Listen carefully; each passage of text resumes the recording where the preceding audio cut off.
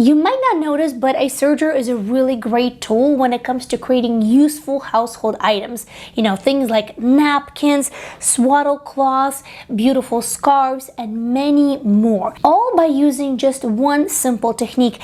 And that's exactly what we're going to be doing in this serger only project. We're going to do a beautiful rolled hem with a 90-degree corner in order to create a set of napkins, and then a rolled hem with a rounded corner in order to create a set of swaddle cloths. Another really great thing about these projects is that at their base it's only a square or a rectangle, so it really makes it easy in order to cut and get going. For swaddle cloths, I'm going to be using this really nice double gauze cotton cut into a square about 40 by 40 inches. And then I'm going to use a little template in order to round the corners. As always, all fabrics have already been washed and dried. Next, we need to set up your serger for a rolled hem. First, we're going to remove your stitch finger. Here it is. Next, we're going to remove one of the needles. You can choose between the left needle or the right needle. Removing the left needle is going to give you a narrow rolled hem. Removing the right needle is going to give you a more wider one. Next, you're going to thread it as per usual, but you will remove the thread cone that corresponds to the needle that you took out. In my case, I took out the right needle. Next, we're going to adjust a few settings that we have here on these knobs. First is going to be the stitch length. Currently it's set on 3 for normal serging, so I'm going to turn it all the way to R. My differential feet is going to stay as is, set for normal serging at 1. And I'm also going to leave my stitch width as is as well, set for 5. Now onto the thread tension. Now it will depend slightly on the type of fabric that you're using, but basically a rolled hem is created by slightly loosening up the upper looper. I'm going to set mine at 3 and tightening up your lower looper. And I have already tested this on the double gauze fabric that I'm going to be using. So I found that going all the way up to 8 is a good setting. But for your fabric, you might want to go down to 7 or even 6, so definitely test. For the needle, most of the times I will either leave it at 4 or at 3. In this case, I'm actually going to stay at 4. Now, if you do want to know how to problem solve and troubleshoot this technique, how to use a different kind of thread in order to create a pop of color on the edge, and many more things when it comes to the rolled hem, then I do have a very detailed video that goes over all of these, and I will link it for you guys in the description. And that video will be perfect for those who are just starting with the serger or just venturing into other serger techniques that you haven't used before. For a rounded corner, I like to start somewhere on the side, a little bit away from the corner itself. Make sure that you have a little thread chain to start with. Then place your project right underneath the presser foot, lower it, and start serging. Now, one of the benefits of a serger is that it has a blade that cuts off and neatens the fabric as we move it through the serger. But I do find that when we're talking about rounded corners, it makes it much easier and much neater if we cut off just the tiniest bit or nothing at all. So that's exactly what we're going to do. When you get to the corner, go slow and steady. Stop if you need to, slightly lift up the presser foot with your finger and readjust the fabric so that way it goes right underneath the needle and against the blade. Then continue doing this as much as you need as you get through the curve. The first couple of rounded corners that you do might come out a little bit wonky, but please do continue practicing and you'll be making beautiful rounded corners in no time. Now, when you're ready to finish up your blanket or your napkin, what I like to do is I like to snip off the thread chain that we started with.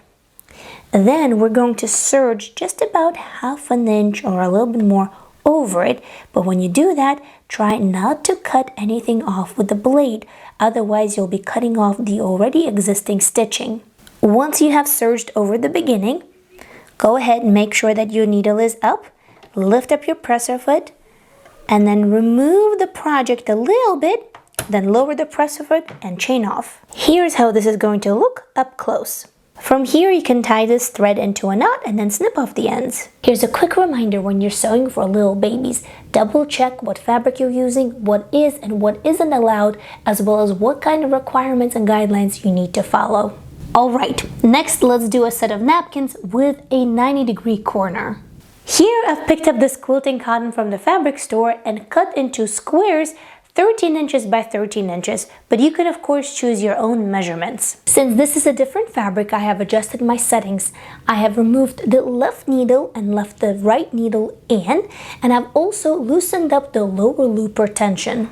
Here's my napkin, and I'm actually going to start at the very corner, but do a couple of practice runs so that way you can determine what really works for you. Let's go ahead, lift up the presser foot, place the napkin right there at the very tip of the needle and start serging. Now don't be afraid to stop if you need to. Don't feel like you have to complete an entire hem in one go. And notice that I'm cutting off with my knife just the tiniest bit of the fabric. You don't want to cut too much, otherwise your corners are going to come out a little bit funny looking. Now once I'm getting closer to the bottom, I want to make sure that I serge almost all the way to the bottom of the napkin, leaving just enough space for about 1 stitch. Let me get up here real close and mark it with a heat erasable pen. Now I'm going to sew all the way, stopping at that line.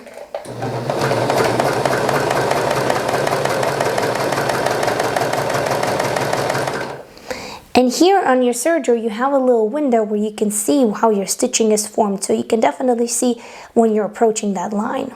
Once I'm there, I've stopped, I will lift up my needle and my presser foot. I will go ahead and tug my project just a tiny bit so that way I can turn it around like so. But now what I've done, I've actually pulled the threads, so if I start serging right now, they will be forming little loops at the very corner. So in order to avoid that, let's go ahead and tug those threads up. So that way we return them to the previous tension for a normal stitch. Lower your presser foot. And make sure that you position your corners so that way the needle starts right at the top and start serging again.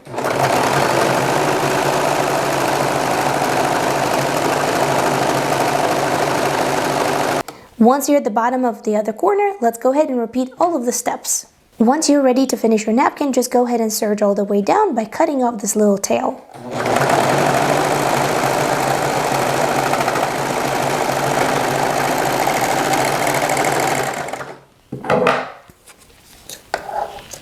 Once done, I usually like to separate the serger tail into the threads so that way I can tie them in knots and then thread them into sewing needle and tuck the ends into the seam. That was quick and easy, wasn't it?